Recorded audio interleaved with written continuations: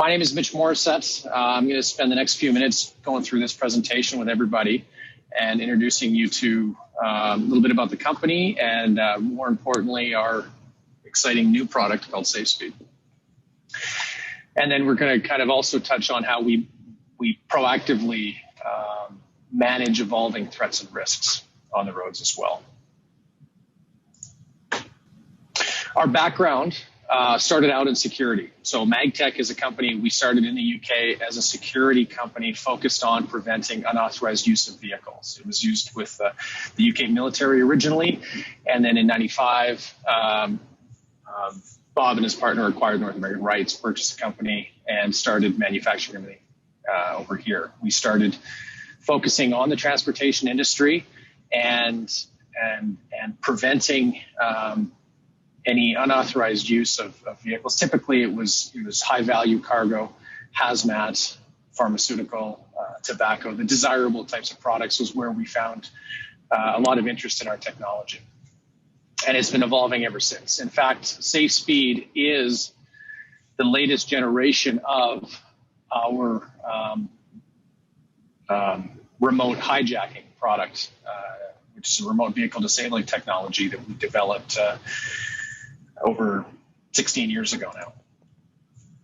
So typically, most telematics platforms right now, they report at a time interval. You're capturing a moment in time as the vehicle's driving, and that can be used to compare to a speed limit if you're getting current reporting. And you can see that, yes, at this one snapshot in time, they may have been speeding or they may not have been, but in between, you're not seeing anything.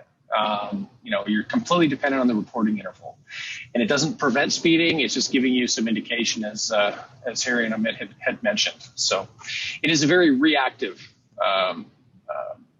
It's been a very reactive type of technology to date, just being able to see what's going on and unable to actually proactively do anything about it. When we developed SafeSpeed, we wanted to take it a step further and provide a tool that aligned with our technology that gave fleets the ability to proactively manage it before it becomes a problem. So instead of allowing them to speed, finding out about it after the fact, trying to coach them on it, we will just address it before it even occurs and prevent it from happening. So SafeSpeed is powered by Magtech. It's based on our technology that we originally developed to deal with hijacking situations, and it gives us a lot of control over how the speed of the vehicle is being managed. It is intelligent. It's reporting back its location. It's getting live speed data. So it knows what the speed limit is on the road that it's on. If you turn from one road to another, it's going to update and get that new speed limit on whatever that road is. It's going to proactively prevent the vehicle from exceeding the posted speed limit, and it's not an old school governor. It's not just you don't have to pick that one speed. It's going to dynamically adjust, which results in requiring the vehicle to maintain that speed that the roads have been designed and engineered for. It can also, we've had it actually, there's been situations where it's helped address medical events, for example. In the event of a pedal misapplication, there's been several in the news where there have been, driver suffers a medical event, they misapply the throttle pedal unintentionally and accelerate the vehicle well over the speed limit, and it ends up in a crash that can be, horrific. Whereas maintaining the speed limit will help prevent even in those situations. So even with a good driver who is adhering to the speed limit most of the time or all the time, this can really help in medical events by preventing it from running away if the pedal does get misapplied. Allows fleets the ability to deal with any "how's my driving" complaints that might come in. Allows you to proactively address it, reach out, and actually control that vehicle if necessary. We have also tied in some really great tools allowing fleets to apply their own best practices.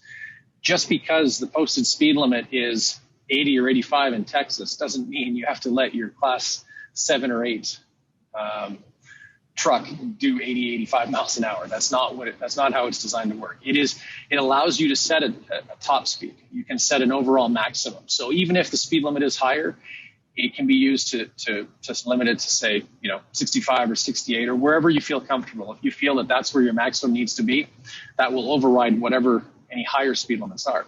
But it'll help mitigate that risk below. So in the event that they're driving in a 45 or a 30 zone, it's going to actually govern them at that speed. But if it goes up to 80 or 85, it's still going to keep them at that 65 or 68, whatever you decide to set it to. We also allow an overage threshold. So, not everybody is comfortable with governing right at the speed limit. Obviously, sometimes you need to give your drivers a little bit of flexibility. And knowing that you're going to mitigate that risk by backstopping it, you can set it maybe a few miles an hour over, so they have the ability to manage the speed limit on their own without actually running into the limiting function. But that should something go wrong, at least, or they try to go over, at least you have that peace of mind, knowing that they're not going to go more than 3 over the speed limit, for example. The driver does have an override. There is a momentary override capability in the event that they need to merge and the system doesn't release fast enough for the driver. They can tap that button. There's a momentary override that will give them, a minute or so of override so that they can safely merge it. In some situations, if the data in the database has not necessarily been updated, for example, an old construction zone. If an old construction zone that they've been working on for years is now complete, and that speed limit has now been raised back up to the posted limit, and you don't want it. The driver may be limited to that lower speed of the construction zone, for example. So they have that override capability in those events where they need to get a few miles an hour over, for example. They'll still never be able to exceed the maximum speed that you've set, but it does give them a little bit of control. Now, every time that override is used, it is logged in the system. You've got full visibility into how often it was used, where it was used, and helps address any potential abuse with it. We can, depending on the vehicle, kick out cruise control if they're using cruise. On most vehicles, that's pretty simple to do. Lighter duty, a little bit more challenging, but the cruise kick out does ensure that if they do go over speed with cruise, it will kick out. And in the event of a downhill situation, we do not apply the brakes. I'd like to just make that clear. Safe speed prevents the driver from requesting the engine to accelerate. So that when limiting, it just prevents them from accelerating or maintaining the speed of the vehicle, which will in turn slow them down. We do not apply brakes for safety reasons. That's not a safe way of slowing down a vehicle due to road conditions, things like that. You don't ever want to get into that situation. So we just dethrottle the vehicle. But in the event that they do go over speed down a hill, we do have an audible alert that will alert them that they have exceeded the speed limit and give them as we're limiting, it'll give them an indication that they do need to slow down. That also comes in handy if they come in too hot to a lower speed zone. The speed limit drops from maybe 55 to 45 and they don't realize it. It's going to go out. It's going to give them a buzzer and alert them that they do need to slow down. We've done numerous pilots over the years and they all pretty much look like this. We do a baseline for the first couple weeks. We'll install the system and we'll allow it to run without doing active limiting. But because we know the speed limit on board the vehicle, wherever that vehicle is, we're actually collecting it second by second. So every second that vehicle is driving, we can compare it to the speed limit. So we're able to tell, instead of waiting for a reporting interval that could be a minute apart or several minutes apart, and in that snapshot where you have no visibility on what's going on in between, SafeSpeed can actually measure that. So based on the speed the vehicle is doing and the posted speed limit that it already knows, it's able to build a very accurate profile as to how that vehicle is being driven. So for the first couple of weeks, we'll grab a baseline. And in this particular case, you can see that a lot of the fleet, they were anywhere from 10 to 35% of their time was spent speeding. And then when we turned it on, overnight, it was virtually eliminated. You've got a couple of little spikes there where the vehicle might have come in, come in too hot to a lower speed zone, might have been coasting down a hill type thing. So it does capture a little bit, but we have essentially, if you look at this next chart here, it shows the speed reduction. The 3 to 5 miles per hour over the speed limit were reduced by 88.5%, and the greater than 9 miles per hour were reduced by almost 96%, which is a significant improvement. And if you look at the bottom of the graph, it shows the greater than 9 in this particular pilot, was over 6 hours. 6 hours and 10 minutes was spent greater than 9 miles per hour over the posted speed limit at all speeds. And then once we went active, it dropped to less than 16 minutes across all the pilot vehicles combined. We can tie into, we've got an integration with some ADAS systems as well, so forward-facing cameras that you can actually will pick up speed signs, so temporary construction zones, that's very useful. Following distance, for example. Being able to read the distance to the vehicle in front of you will allow our system to act as a adaptive cruise type system where cruise control will maintain that safe distance, but you have nothing on the pedal. Safe speed will work on the pedal that way. So it'll actually dethrottle the vehicle if your truck gets too close to the vehicle in front. So it'll always maintain that safe following distance as well, which is like a really unique use of the technology. It will also dethrottle in the event that it senses that the ADAS system senses a potential collision. So that dethrottling, in the event of perhaps a pedestrian, could give that pedestrian the extra moment it needs to get out of the way. It could allow the driver a little extra notice to slow the vehicle down as well, making the difference between a life and death situation. Because we're a security company, of course, we wanted to be focused on security as well. So SafeSpeed brings a lot of really unique safety solutions to the industry, but we still have the ability to bring in some of our security features as well. And with cargo theft is on the rise, and in today's world, a lot of products we didn't think would ever be considered high value have now become targets as well. So theft is up. And we have also the ability to add our access control system as well to SafeSpeed. So through the use of either our Tap ID, which is a fob, can be tapped on the reader there to authenticate the driver to allow them to start and operate the vehicle, or our Prox ID can utilize existing driver ID badges that a fleet may have already deployed. So they can use that to authenticate the vehicle. Without it, you just can't start or operate the vehicle. We have also, because SafeSpeed was based on our remote disabling technology in the event of a hijacking, we included that feature in every SafeSpeed unit that's out there now. It essentially just lowers the speed limit.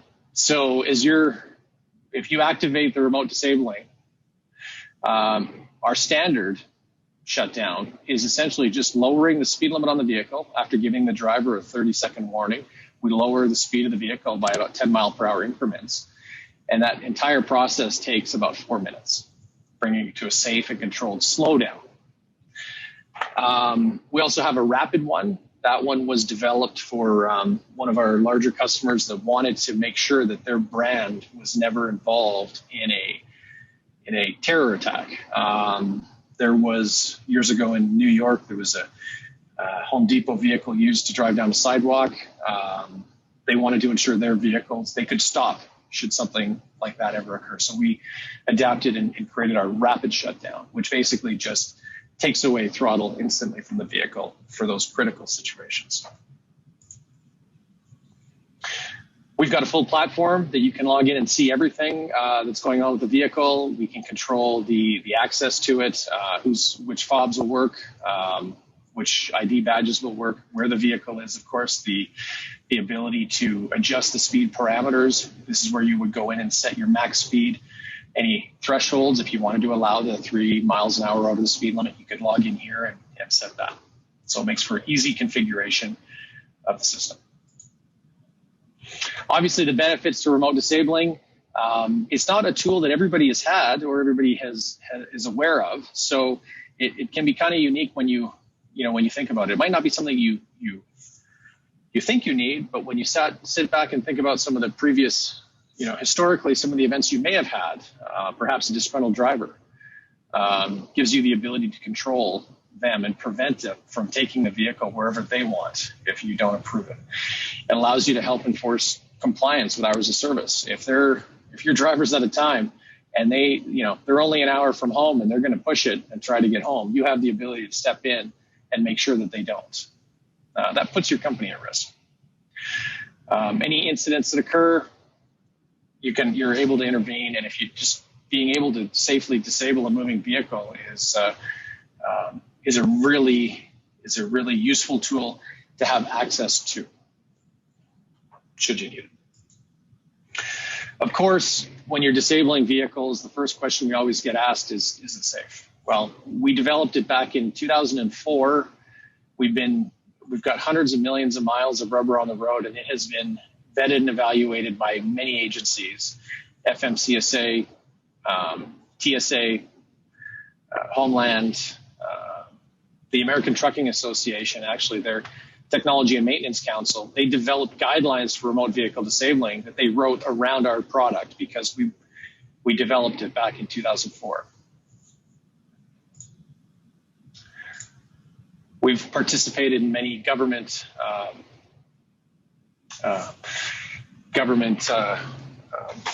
tests of the technology. This year was on a transit bus in California where they wanted to Homeland wanted to evaluate it on transit buses, and it was an interesting event. They had a helicopter up, SWAT team out, and driving around San Diego with the hijacked bus was an interesting event that they wanted us to participate in. The installation was very easy. It's typically an hour to an hour and a half, depending on the vehicle. It is connectorized. We can train and certify companies to do their own installs. We can work with third parties as well to install it, but it is a very easy and transferable install.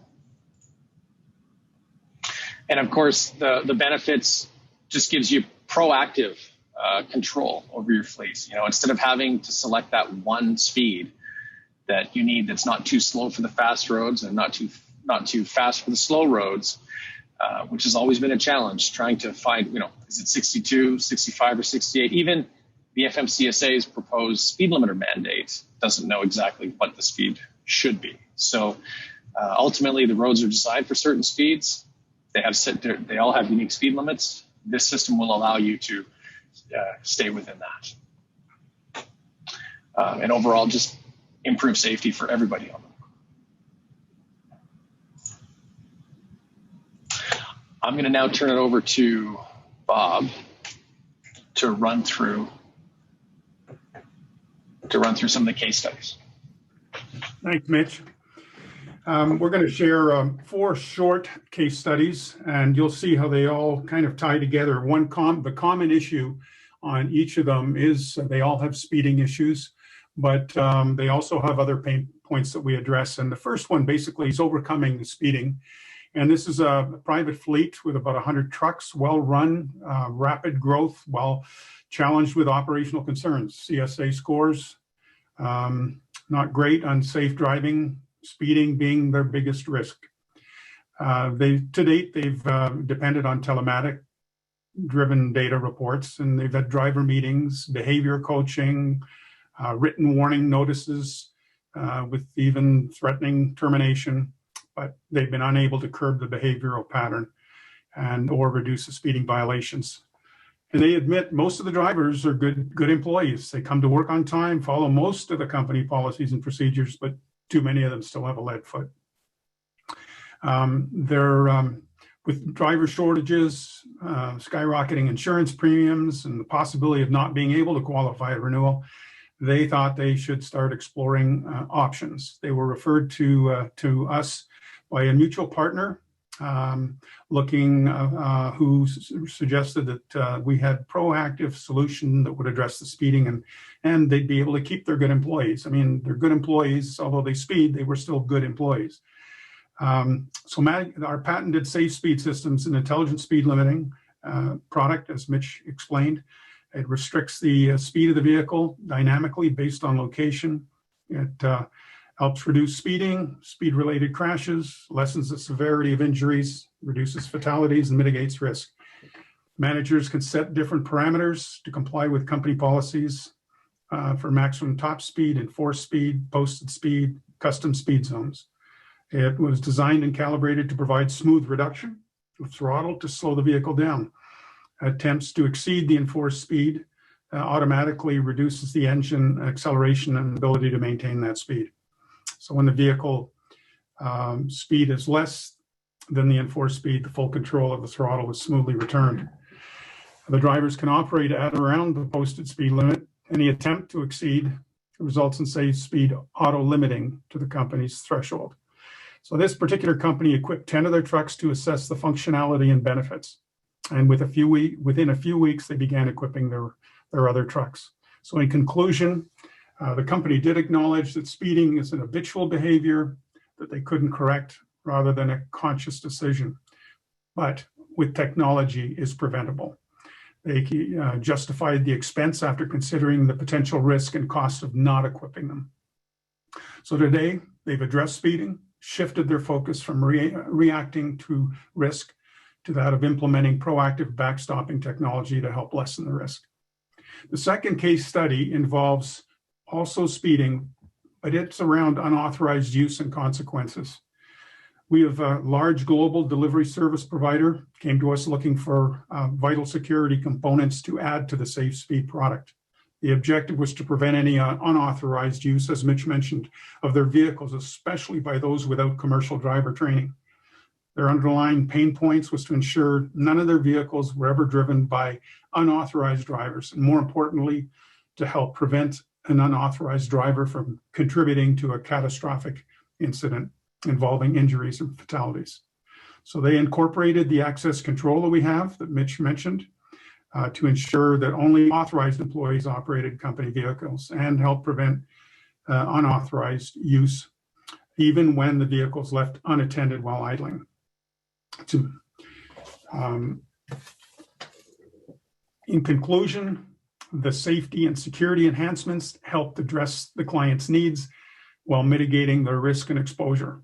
So Safe Speed backstops risk to help protect the company's brand and reputation, which it did in this case. The third study is customer speed zone compliance. We have a mid-sized fleet, like most, getting their fair share of speeding violations, mostly on slower roads, where drivers are going 45, 50 in a 35 zone. That is no longer a problem. But what is a problem was they ran into 90% of their business has them contractually obligated to ensure that their vehicles do not exceed 15 miles per hour at all pickup and delivery sites. Failure to do so is considered a breach of the contract and could result in immediate termination of business for the carrier.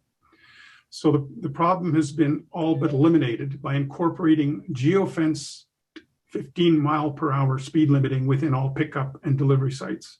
So the conclusion there, we addressed many of their pain points in terms of speeding, and it also gave them a backstop to help the company mitigate the risks around breaching the contractual terms and conditions with their customer. And lastly, the unsafe driving intervention. As Mitch mentioned, there are serious issues with driver shortages today. Turnover is higher than a lot of carriers would like. There are issues around behavior and driver habits. They, as many companies should, recognize the safeguards that Safe Speed does provide in mitigating exposure around their own driver speeding, driving erratically, driving under the influence or impaired, or in the event the driver again opts to push the hours of service. With the remote vehicle disabling, companies remain in control anytime and anywhere. And that's another example of how Safe Speed helps backstop the risk for commercial fleets. That pretty well sums it up. And you can see how they all seemingly have speeding as an issue, but they all have various pain points that Safe Speed has been able to address.